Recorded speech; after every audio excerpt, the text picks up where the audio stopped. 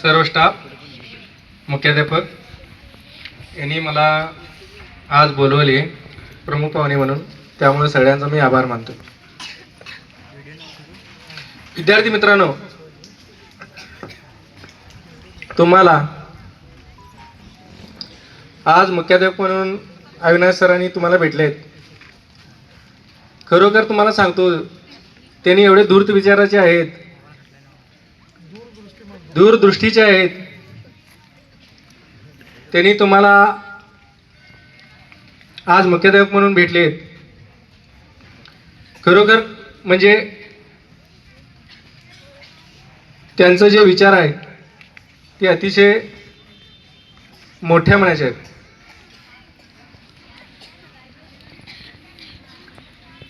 गेल्या 2-3 दिवसाच्या पाठीमागे मी 1-2 विद्यार्थ्यांना पण विचारलो, 2 मुलांना पण विचारलो. त्या मुलांचं आणि त्या मुलींचं मला जे उत्तर येणार होतं हे पण मला माहित होतं, अगोदरच मला माहित होतं. मुख्याध्यापक जरा शिस्तबद्धवाली आहेत, जिद्दी आहेत आणि त्याचा उपयोग शाळेला भरपूर होणार आहे. त्यांचं एक साधं उदाहरण तुम्हाला सांगतो. हे बघा, आज त्यांनी जे प्रमुख पाहुणे म्हणून बोलवल्यात त्यामध्ये त्यांनी सर्व गोष्टीचा विचार करून बोलत असतात. बीटी नाईकाला आणि मला बोलवल्यात. आम्ही दोघं एकाच वर्गात होतो, वर्गमित्र आहे, एकाच गलीत आहे, शेजारी पण आहे. विद्यार्थ्यांना तुम्हाला सांगतो, वर्गात 1 नंबर बीटी नाईक, सगळ्यात पुढे बसणारा. कोणताही प्रश्न असू दे, कुठलंही असू दे, त्या सगळ्याला उत्तर देणारा माणूस बेंचवरती सगळ्यात पुढं. त्याच वर्गात मी शेवटून एक. सगळ्यात शेवटची जी खुर्ची होती ती माझी आणि सगळ्यात सुरुवातीला जी खुर्ची होती ती त्याची. पहिल्यापासून आम्ही तसंच आलं. बीटी नाईक फक्त एवढे केले की त्यांनी शिक्षणामध्ये मन लावून काम केले, त्यामुळं ते शिळे झाले. आणि मी सगळ्यात ढच होतो. अनेक तुम्हाला एक उदाहरण देतो.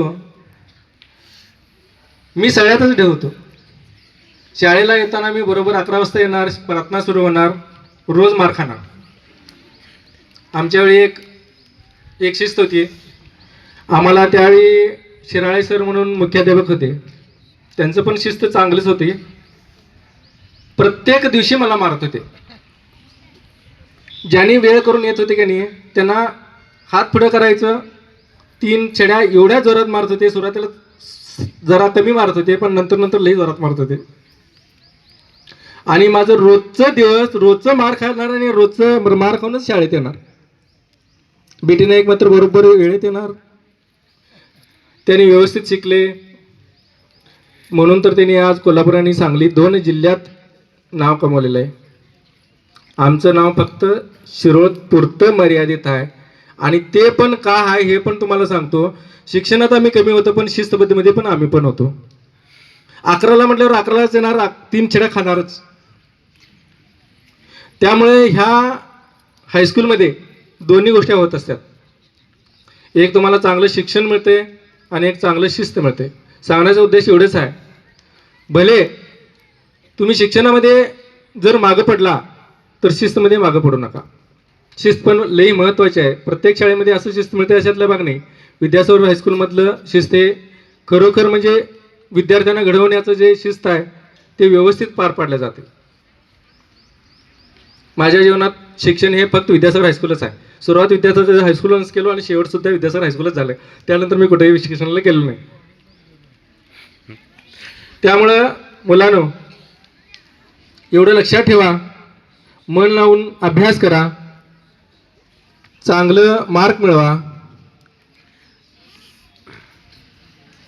ही पाया आहे तुमची. इथनं जेवढं करता येईल तेवढं अभ्यास करून चांगलं मार्क मिळवून तुम्ही जावा. आणि शेवटी शिस्त पण इथलं तुम्ही पाळा, शिस्तबद्ध राहा. एवढंच बोलून माझं भाषण